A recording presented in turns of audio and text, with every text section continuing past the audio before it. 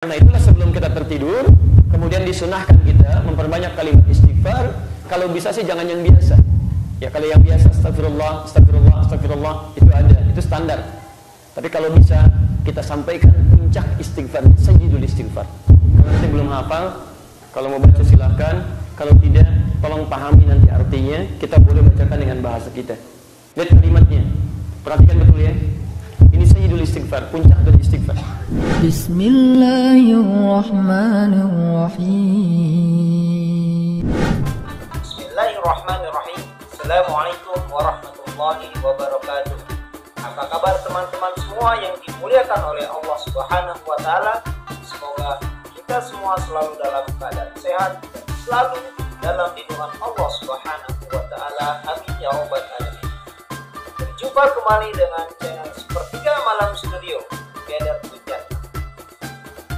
Kali ini apa yang akan dibahas oleh guru kita Ustadz Adi Hidayat? Semoga bisa bermanfaat bagi kita semua di kehidupan kita dunia maupun di akhirat. Langsung saja kita dengarkan kajian dari Ustadz Adi Hidayat. Selamat mendengarkan. Ya kalau yang biasa astagfirullah, astagfirullah, astagfirullah itu ada, itu standar. Kita sampaikan puncak istighfarnya, sayyidul istighfar. Karena itulah sebelum kita tertidur, kemudian disunahkan kita memperbanyak kalimat istighfar.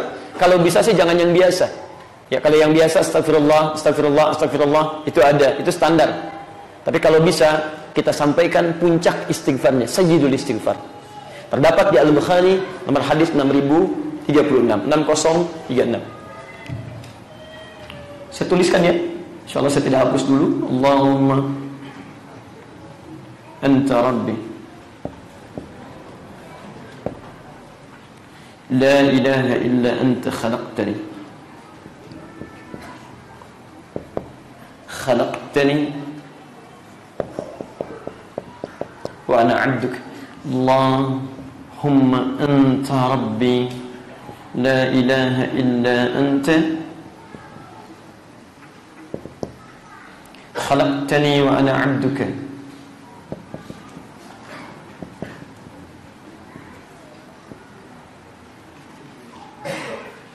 Wa ana 'ala ahdika wa wa'dika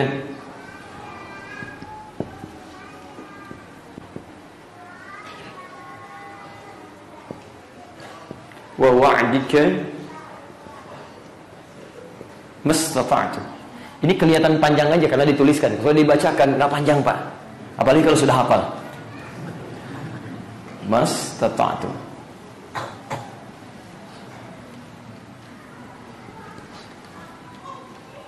Sudah? A'udzu bika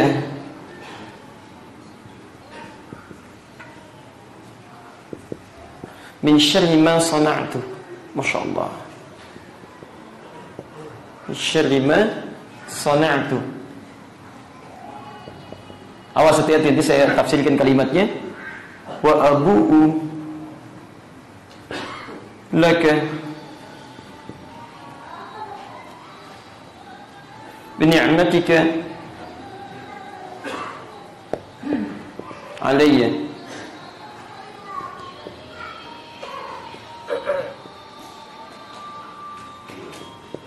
wa abu'u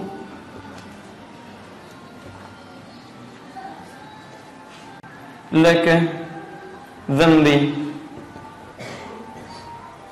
faghfir li. Masyaallah, faghfir li fa innahu, tenang, mau selesai sebentar lagi. La yaghfiru dhunuba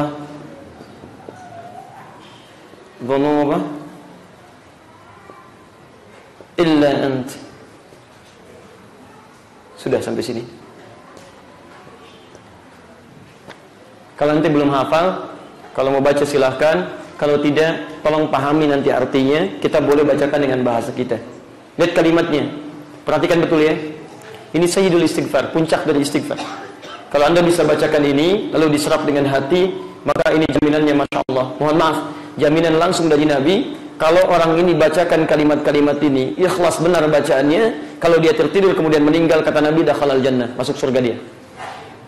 Tidak cukup dengan amin, lihat dulu. Lihat. Anda bacakan ini, bacakan dengan benar, pahami artinya, benar Anda bacakannya, kata Nabi, tertidur dia, kemudian tertidur dia dan meninggal, dakhalal jannah, masuk surga dia. Ini puncaknya. Antum ingin masuk surga? Sekarang perhatikan, lihat kalimatnya. Allahumma anta rabbi. Ya Allah, sungguh engkau lah Rabb. Rabb itu yang merawat saya, menyembuhkan saya, memberikan segala kecukupan, memaafkan, mengampuni, itu Rabb namanya. Allahumma anta rabbi. Ya Allah, hanya engkau lah Rabb saya. La ilaha illa anta. Saya berkomitmen ya Allah, saya yakinkan tidak ada Tuhan yang layak untuk disembah kecuali engkau. Ini pengakuan tauhid dulu, dimulai dengan tauhid. Lihat, khalaqtani wa ana 'abduk. Engkau yang menciptakan saya dan saya hamba-Mu ya Allah. Ini kalimat adab dari semisal permohonan Nabi Isa untuk memohonkan ampunan kepada umatnya. Beliau memohon kepada Allah ketika ada, mohon maaf, di antara umat yang berbuat maksiat. Kata Nabi Isa, ya Allah, kalaupun mereka salah, mereka hamba-Mu ya Allah. Mereka hamba-Mu. Dan kalaupun mereka harus dihukum, maka engkau memiliki sifat maha penyayang. Fa innaka antal ghafurur rahim. Ya, jika engkau akan menghukum mereka, fa innahum ibaduk, mereka hamba-Mu. Ya, seolah-olah kalimatnya begini. Saya beri gambaran yang paling sederhana. Anda kalau melihat anak-anak Anda dekat dengan Anda, misal dia pernah berbuat salah, ya, dengan anak orang lain, tega mana dalam menghukum? Hukum anak orang, hukum anak sendiri. Kalau saya nggak akan hukum dua-duanya.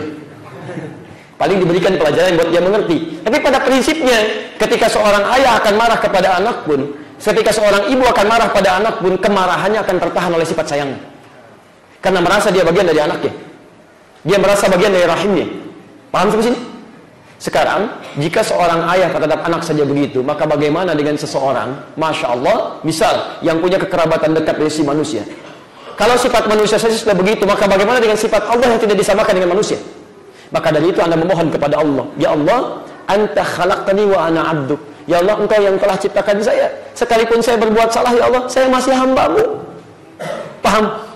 Ketika kita mengatakan diri sebagai hamba Allah, maka kita harapkan mudah-mudahan dengan pengakuan sebagai hamba Allah, rahmat Allah diturunkan kepada kita semuanya. Paham? Karena orang tua saja yang makhluk, yang manusia, ketika akan marah masih tertahan oleh rahmatnya, maka bagaimana Allah? Bagaimana dengan Allah yang tidak bisa diserupakan dengan makhluk, yang sifat rahmatnya lebih daripada makhluk? Maka kita katakan, khalaqtani wa ana 'abduk. Ya Allah, engkau ciptakan saya dan saya hamba-Mu ya Allah. Saya hamba. Karena itulah setelah itu Anda katakan, wa ana ala ahdika wa wa'dika mastata'tu. Dan sampai hari ini saya masih berusaha sekuat kemampuan saya. Lihat, sekuat kemampuan saya untuk menepati perjanjian yang telah dibuat denganmu. Karena kita pernah berjanji kepada Allah sejak usia kandungan 4 bulan. Ruh ditiupkan. Quran surah ke-7 ayat 172. Kita telah berjanji untuk menjadikan Allah sebagai Rabb. Wa idh akhadha rabbuka min bani adama min dhuhurihim dzurriyyatahum wa ashhadahum ala anfusihim qalu alastu bi rabbikum bala syahidna. Alastu bi rabbikum qalu bala syahidna. Ini yang disebut dengan ini ahdik, perjanjian dalam usia 4 bulan. Ketika terlahir kemudian tumbuh dewasa, maka mulai mengikat dengan wa'dun, janji spesifik dalam bentuk aplikasi. Maka diuji oleh Allah Subhanahu wa taala, benar enggak menjadikan saya Rabb? Saya perintahkan kamu salat ya. Yakin enggak? Kalau benar menjadikan saya Rabb, coba saya uji dengan salat. Mau salat tidak? Saya uji dengan puasa, mau puasa tidak? Saya uji dengan haji, mau haji tidak? Teman-teman sekalian, makanya muncul kalimat mastata'tu, semampu kita. Karena boleh jadi ada orang sholat tidak mampu menunaikan sholat dengan sempurna. Ada orang puasa belum bisa seperti yang Allah inginkan dan sebagainya. Maka kita katakan, ya Allah, kalaupun saya kerjakan, saya sudah kerjakan sesuai kemampuan saya, Allah. Kalaupun masih ada salah, saya hamba-Mu ya Allah. Saya masih hamba-Mu. Dan yang lebih berbahaya adalah, mohon maaf, perjanjian ini kemudian kadang-kadang kita nodai dengan berbuat kesalahan yang tidak disukai oleh Allah.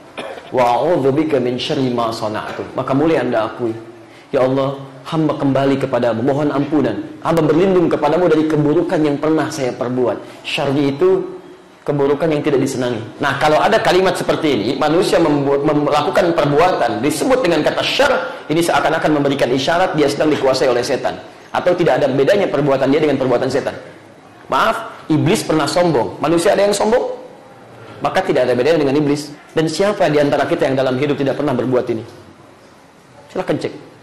Karena itu ketika Anda mengucapkan kalimat ini, coba Anda rasakan perbuatan buruk apa yang pernah Anda lakukan sebelum Anda tidur. Jangan-jangan sebelum Anda tidur, ibunda Anda pernah meneteskan air mata karena kata-kata Anda. Jangan-jangan sebelum tidur, pasangan Anda tidak ridho dengan Anda. Sampai bahkan Anda pun tidur di tempat terpisah. Anak Anda mengecam Anda, tetangga Anda kecewa dengan Anda, teman karyawan Anda pernah kecewa dengan Anda.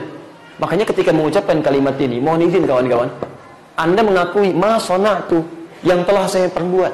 Anda berbuat apa? Sampai minta ampunan kepada Allah. Maka diturunkan tadi, apakah khata, apakah dzambun, apakah dzunubun ma'azulmi, atau sampai maaf, sampai ke israf. Maka disitulah Anda istighfar di situ. Ya Allah, ampuni ya Allah, ampuni.